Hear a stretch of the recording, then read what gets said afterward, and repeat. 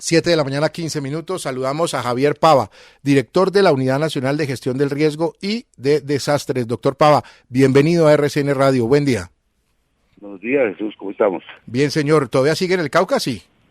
No, regresamos anoche con el presidente. Vamos ahora en la mañana, no, en la tarde, creo, vamos a Duitama para unas reuniones y un tema también que está pendiente ayer recientemente. Bueno, estábamos haciendo un recuento de todo lo que se anunció ayer en la visita del presidente Gustavo Petro al municipio de Rosas. Hay mucha expectativa en la comunidad, hemos escuchado voces de los habitantes, quieren obviamente lo más pronto posible tener una solución a lo que están viviendo en este momento, y quiero empezar el diálogo con usted preguntándole por la compra de tierras, de predios, dice el presidente Petro, en menos de 15 días para entregárselas a las familias damnificadas. ¿Ya han avanzado en esto? ¿Tienen claro más o menos cómo lo van a hacer? Obviamente se aplica aquí la ley 1523, lo veníamos hablando con Juan Manuel, la ley 1523 del 2012, pero ¿tienen ya visto algún terreno? ¿Saben qué va a pasar ahí? ¿Cómo lo van a hacer? Sí, efectivamente hemos venido identificando algunos predios con la Agencia Nacional de Tierras, el Ministerio de Agricultura, para los temas de reubicaciones. Y ayer, que tenemos esta situación, se empezó a buscar alternativas. Ya hay algunos que Doctor Pava, es que tenemos problemas con la llamada, se está perdiendo el sonido, es muy importante el diálogo con usted. Le pediríamos el favor, ¿usted está en movimiento? Sí. Sí, estoy en carro. Debe ser por eso, tenemos como la falla ahí con la comunicación al teléfono. Sí. Tratemos bueno, sé que va en movimiento, va a ser un poco difícil, pero intentemos seguir con el diálogo. Adelante, doctor Pava. Bueno, les mencionaba que efectivamente uno de los temas fundamentales es el tema de la reubicación definitiva de las familias.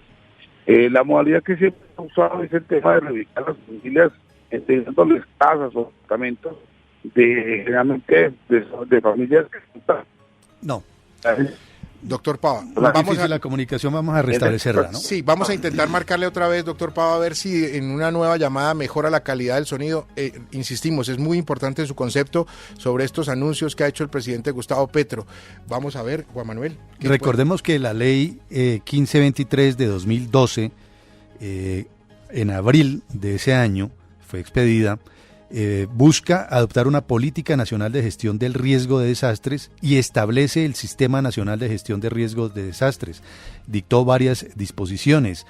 Esa norma que ha sido catalogada como fundamental para poder aplicar medidas urgentes y contundentes cuando se presenten dificultades como la que se está viviendo actualmente. Doctor Pava, ahora sí, ¿mejoró? Mejoró, no sé si me escuchan. Sí, mucho mejor. Perfecto, listo.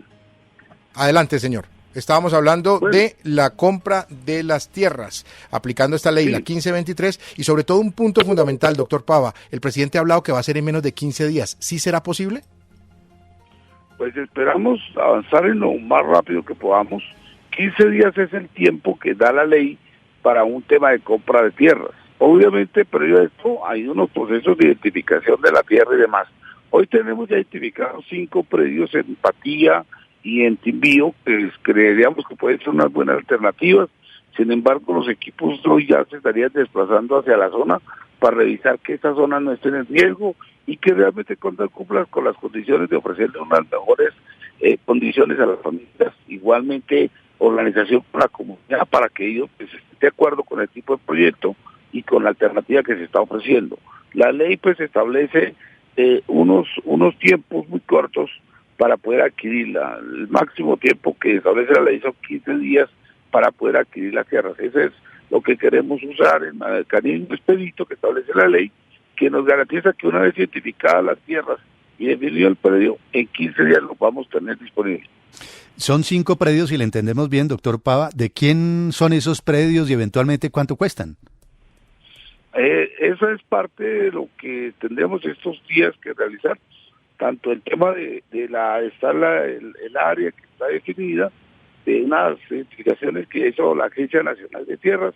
Ahora vamos a revisarlo, vamos a revisar rápidamente con el ICAT un avalúo, y sobre ese tema pues se hace una oferta y arrancamos con el proceso de la compra. Esperamos, digamos, que esta solución pues realmente sea expedita y rápida en función de la ley, porque digamos lo que tenemos en el pasado son programas de reasentamiento que en promedio se demoran 5 a 7 años, ¿sí? El caso incluso de las mismas familias allí de Rosas que fueron evacuadas en el 2011, hoy en día no se les ha resuelto ninguna situación. Las familias que vieron la tragedia en el 2019 también están en la misma situación. Entonces, con esta nueva metodología lo que buscamos es, por un lado, reducir el tiempo, vamos a buscar el menor tiempo posible y garantizar que las familias restituyan sus condiciones de vida, o sea, que sean trasladadas en las mismas condiciones a zonas rurales y no a zonas urbanas.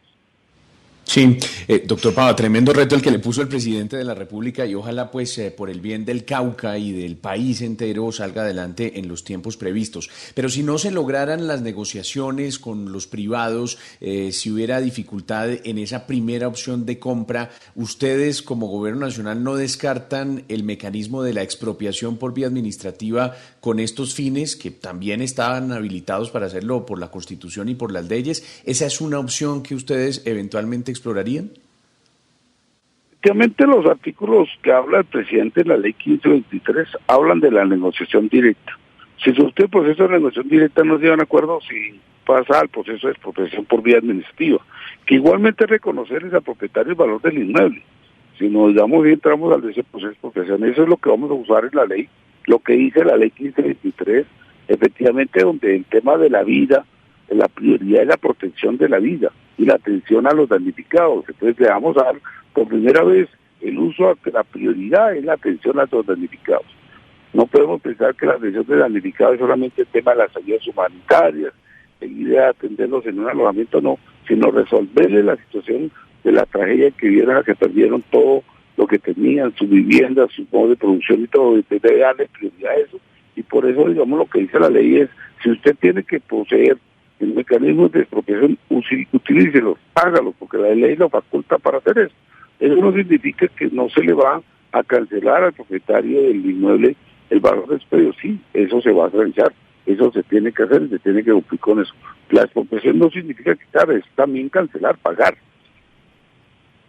Claro. Lo que se les va a entregar a estas familias es simplemente un terreno, bueno, que ya es mucho, o se les va a ayudar también con la construcción de una vivienda, o eso cómo funciona. La zona del deslizamiento son aproximadamente 94 hectáreas y allí en esas 94 hectáreas lo que tenemos en el censo inicial son 164 familias. Muchas de estas familias tenían media hectárea, otros más, otros menos. Ese era su terreno, esa era su propiedad, ellos la perdieron. Lo que vamos a hacer es tratar de reponerles ese terreno que perdieron por un terreno igual o mayor. Y tenían pues allí algunas actividades, ahí habían cultivos pequeños, pero cultivos de pancoger, de lo que vivían otras personas que vivían del diario, digamos, como trabajadores de las fincas y los lotes vecinos. Entonces ellos es darles tierra también para que empiecen a desarrollar proyecto productivo. Y junto con el tema de la tierra, se va a través de la Agencia de Desarrollo Rural a hacer un acompañamiento para el tema de iniciar su proyecto de producción, y junto con el Fondo de Adaptación, que va a jugar un papel muy importante para establecerse el acompañamiento para esto y para iniciar un proceso de vivienda que digamos que será producto de ese mismo proceso. Pero la modalidad de arrendamiento que estamos planteando es una modalidad en términos no de vivienda, sino restablecer los modos de vida, los medios de producción, que es entregándoles tierras y medios para que empiecen a producir nuevamente. Doctor Pava, no es por ser aguafiestas, pero quisiera preguntarle, ahora que usted menciona el Fondo de Adaptación, si usted conoce bien el caso de Gramalote, porque la construcción de Gramalote lleva más de 10 años. Gramalote se cayó el 18 de diciembre del 2010 y todavía no han entregado todas las viviendas de las personas que se vieron afectadas y que fueron trasladadas a otro lote. Solamente en la consecución de un lote que no representara ningún riesgo para la comunidad, se tomaron más de 1 año y 3 meses. Aquí lo pueden ustedes comprar en 15 días. Puede que apelen al artículo que usted menciona de la ley 1523 para la compra de los predios, pero esos predios hay que someterlos al control del IGAG que es el que tiene que decir si estarían en riesgo potencial las personas que sean trasladadas allí. Eso no se hace en 15 días. ¿Qué tal que ustedes compren los lotes y el IGAC diga, no, esos lotes también están en riesgo? ¿No le parece que apelar o que haber hecho esa promesa es muy riesgosa? En 15 días se pueden cometer errores monumentales en la compra de los lotes. Lo que se habló de los 15 días por el presidente son los 15 días que establece la ley del tema de un proceso de negociación entre la negociación directa y la expropiación. O sea, la ley prevé unos 15 días, digamos, una vez definido el predio que se va a adquirir, hay 15 días. O sea, los 15 días no incluyen el tema de la identificación, la caracterización del predio y la definición de cuáles son las condiciones de riesgo del predio. Eso lo vamos a hacer antes. Nosotros ya tenemos hoy un convenio con el IGAT para hacer la evalúo de los predios y tenemos igualmente un convenio con la Agencia Nacional de Tierras para poder ellos identificar las condiciones de seguridad y del tema de fertilidad del predio y las condiciones de seguridad del inmueble. O sea, eso está allí. Pero lo que usted dice frente al fondo de actuación, pues conozco muy bien el tema porque yo hoy estoy encargado del fondo de actuación. Soy el gerente encargado del fondo de actuación. Y en ese tema efectivamente encontramos situaciones muy críticas como la que mencionó de Gramalote, incluso en el mismo Rosas. En el mismo Rosas, al fondo de actuación deben entregar unos recursos para el asentamiento de 94 familias que iniciaron un proyecto de construcción de viviendas. Lo que encontré allí es que eran viviendas de familias campesinas que iniciaron un proceso de reubicación para trasladarlos a la zona urbana del municipio de Rosas, comprando un predio en Rosas y construyendo un predio en Rosas para construir un conjunto de vivienda en Rosas. Eso jamás fue posible, eso no determinó, por ejemplo, en Rosas, ni siquiera se ha empezado nada, después de 10 años. En Gramalote, efectivamente se han entregado unas viviendas, pero aún faltan cerca de 117 viviendas por entregar. Entonces, ese modelo de reasentamiento está fracasado, eso no funciona. Por eso vamos a cambiar la modalidad y esa entrega de predios para apoyar ese proyecto productivo. O sea, el tema central no es la vivienda, sino es el restablecer los medios de producción. Hay programas de reasentamiento en otras partes, en otros países, que están centrados en eso. Nuestros programas de reasentamiento han estado siempre centrados en la entrega de viviendas y trasladar a la gente de las zonas campesinas a las zonas urbanas, llevarlas a las ciudades, donde la gente no tendría ninguna alternativa de producción ni ninguna condición de restablecer sus condiciones de vida. Si nosotros les garantizamos que ellos restablezcan sus condiciones de vida, que vuelvan a producir, que tengan trabajo, que tengan ingresos, fácilmente ellos pueden volver a tener lo que tenían y mucho más de restablecer sus condiciones. Vamos a acompañarlos también a que en el proceso construyan una vivienda campesina, y es el proceso que se va a llevar a cabo. El Fondo de Actuación es un instrumento, una institución que se creó, que es muy útil y muy importante hoy, porque cambiando el modelo, cambiando la metodología, ese fondo estando allí va a ser muy importante y hoy va a ser estratégico en todo lo que va a ser la recuperación del país después del desastre. Claro, doctor Pava, y hablando de lo que usted en este momento está anunciando, ese tema de los proyectos productivos, pues no es lo mismo lo que tenían estas familias sembrado y produciendo en Rosas a lo que puedan hacer. Usted ha hablado de 2 municipios del Cauca donde se están evaluando los predios, uno que es el Bordo, en el Patía, o todo el sector del Patía, y otro que es Timbío. No es lo mismo lo que tenían ellos en Rosas a lo que van a tener en el Patía, por ejemplo, porque es otro clima inclusive. En el Bordo y Patía eso es caliente, eso es un infierno, eso es un horno. Rosas es más fresco.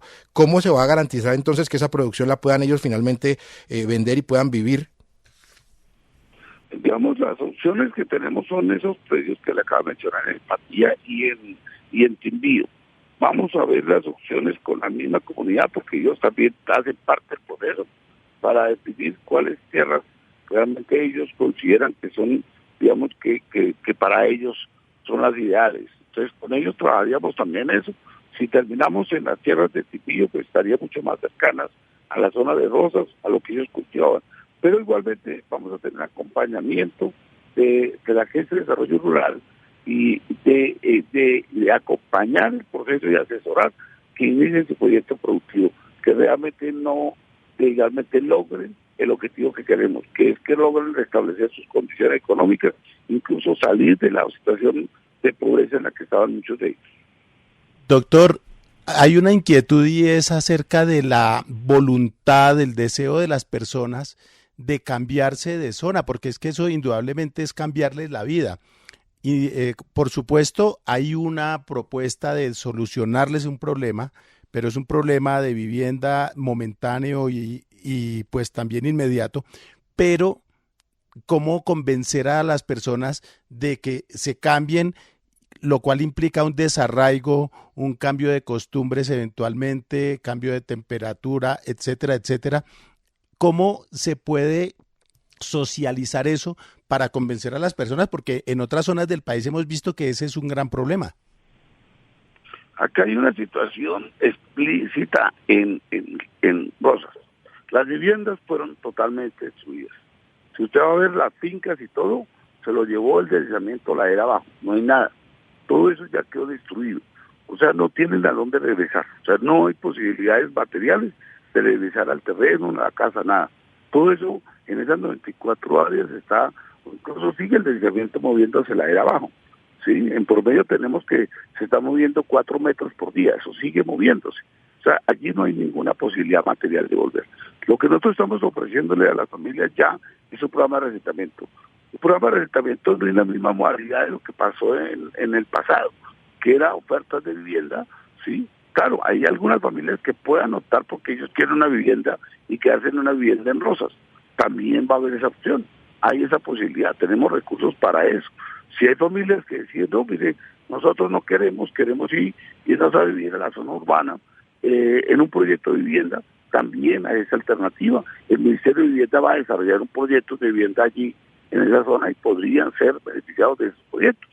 Pero para los demás, que la mayoría tienen una vocación agrícola, que tenían era pequeños cultivos, se dedicaban a la siembra, les ofrecemos una alternativa que se parezca a esa situación que tenían, para no perder ese arraigo, que sigan en su actividad, que era lo que nos unía a ese territorio, el campo. Entonces entregarles tierras para que produzcan, incluso un apoyo para que realmente el proyecto productivo funcione, ¿sí? Les permita restituir sus condiciones de vida, incluso mejorarlas, ¿sí?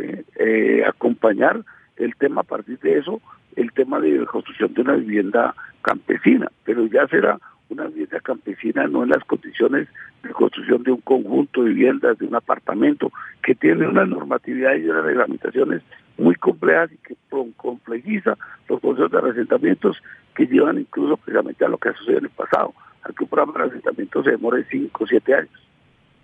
Doctor Javier Pava, director de la Unidad Nacional de Gestión del Riesgo y de Desastres, muchas gracias por estos minutos con la audiencia de RCN Radio. Un buen día para usted, feliz fin de semana y seguiremos en contacto permanente con la unidad. Gracias, no amable. Bueno, don Juan Manuel, importantísimo el diálogo. Muy, muy importante esta entrevista porque a mi modo de ver contiene muchas perlas y puede llevar a que el gobierno se pegue una estrellada monumental en cuanto a promesas. ¿Por qué lo digo? Porque es que hay muchos ejemplos todavía en desarrollo a partir de lo que ocurrió en la emergencia invernal 2010-2011 y en Gramalote. Por una parte, el gobierno escogió un lote para enviar a la gente de Gramalote y la comunidad quería otro, que va en relación con lo que ustedes dos preguntaron. La vocación de un lote, de lo que ellos venían haciendo era una y lo que les prometían era otra. Segundo, solamente en los estudios que haga el IGAC, el Instituto Geográfico Agustín Codazzi, para establecer si esa nueva área, ese nuevo lote está en riesgo, se va a tomar más de 15 días. Eso iba a decir, se puede demorar meses. Meses, maestro, meses, porque hay que firmar primero el convenio para que manden allá. Incluso recuerdo que se usaba un piezocono, que es un material de ingeniería para profundizar en la tierra, para penetrar en la tierra, mirar la densidad de la tierra, en fin. ¿Cuánto puede durar la compra de los predios? La ley puede decir 15 días. El doctor Pava dice que tienen los 5 predios.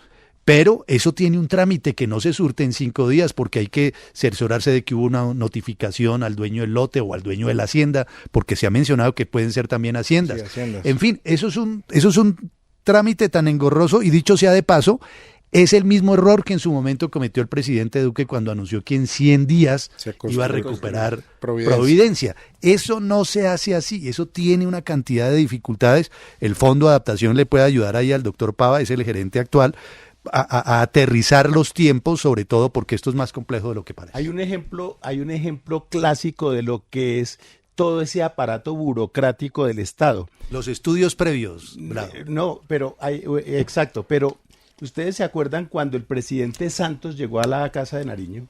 Que se tardó no me acuerdo, como 3 meses para cambiar unas cortinas. ¿No se acuerdan? Que ellos querían, y Santos dijo, yo no me imaginé que esto fuera un proceso tan complejo. Cambiar unas cortinas en la sede central del poder de este país.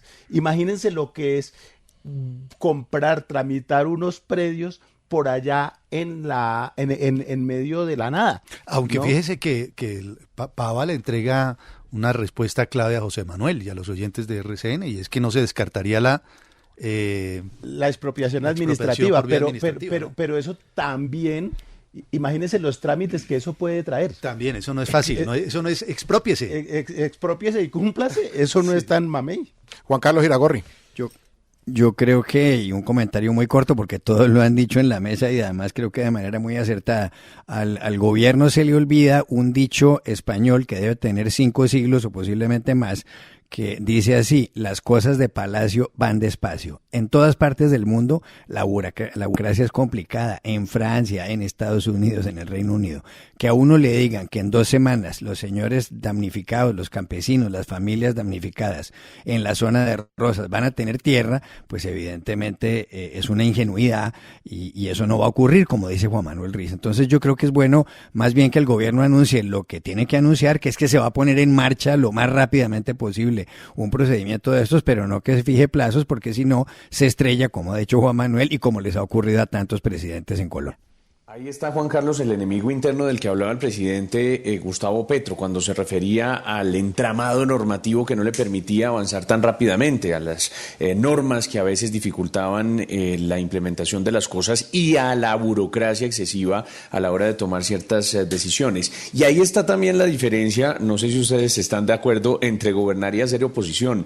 Creo que el presidente Gustavo Petro está experimentando o va a experimentar, sobre todo a partir de ver estas dificultades, lo que significa de verdad gobernar y lo que requiere, por otra parte, de manera mucho más sencilla y más fácil, criticar y hacer oposición, que es lo que siempre han sabido hacer quienes ahora están en esa responsabilidad de gobernar.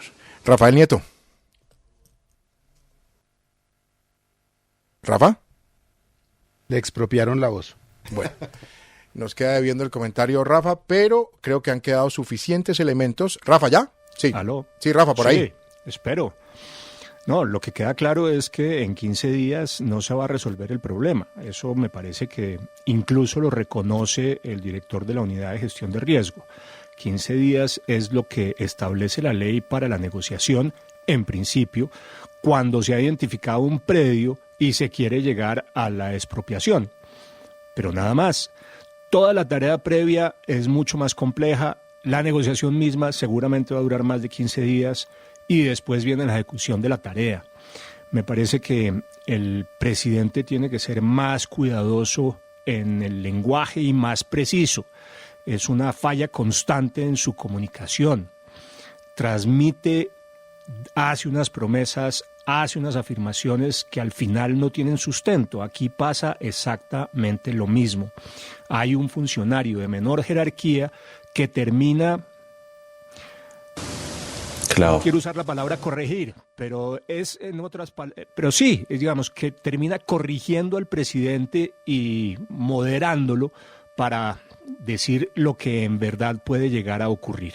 Hay que ser mucho más pacientes, el presidente mucho más cuidadoso, y creo que los afectados, los damnificados van a tener que saber que en 15 días no se les va a resolver. Pero Rafa, con todo respeto y si me permiten compañeros, a mí se me pareció mucho ayer el presidente Gustavo Petro al presidente Álvaro Uribe cuando también le daba instrucciones en los consejos comunitarios a los funcionarios respecto de cosas que eran casi que imposibles o muy difíciles de cumplir en los términos que el presidente Uribe fijaba. Al final, con un proceso de microgerencia, terminaban algunos de ellos efectivamente cumpliendo y avanzando en esas metas dificilísimas que les ponía públicamente el expresidente Álvaro Uribe. A mí se me pareció mucho el estilo del presidente Gustavo Petro ayer con lo que hacía con el director de gestión de riesgo y con lo que hace a veces en esos foros públicos con algunos de sus funcionarios.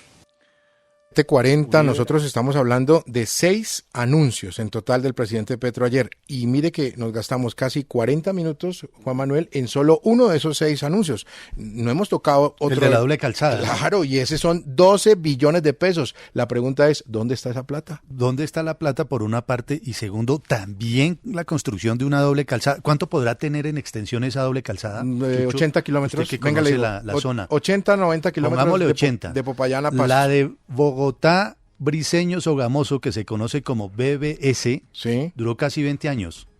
No, mentira, son más kilómetros, Juanma. ¿Sí? Sí. Bueno. Estoy viendo, son... Bogotá, Briceño, Sogamoso son 150 kilómetros, claro, póngale. 290 kilómetros. Bueno, entonces en este gobierno no se verá esa doble calzada. La doble calzada de Girardot todavía no la han terminado. ¿Y cuánto llevamos en eso? Y es la mitad de esta distancia. Por eso, ahí como para tener ahora, un referente. Como promesa, pues, interesante, ¿cierto? Que el presidente diga, se va a hacer esa doble calzada. Y eso pues será un compromiso institucional a largo plazo, sí, ¿verdad? Pero, de hecho, él ayer dio otro plazo y eso también me llama la atención. O sea, no deja de ser una buena noticia. No, es una muy buena noticia. De que el gobierno anuncie que va a haber una doble calzada.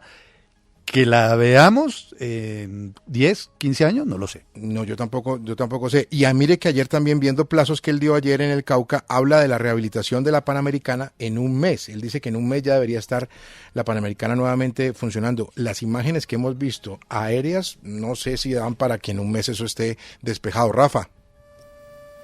No, yo lo que me pregunto es si esta doble calzada de Petro significa una patraciada en relación con la posición de Petro sobre las 4G, o esta va a ser una doble calzada solamente para que circulen los ricos y no los productos de los campesinos. Yo creo que al final el presidente Petro, insisto, termina entendiendo que las cosas que dice inicialmente no se compadecen con la realidad. Este es un ejemplo típico. Se echa un discurso durísimo contra las 4G. Dice que son solamente para los ricos y después termina diciendo que va a hacer una 4G, que en el fondo, una doble calzada, que en el fondo corresponde a lo que serían las próximas generaciones, una 5G. Pues sí, es que realmente sin conexión de buenas condiciones en el país no vamos a salir adelante.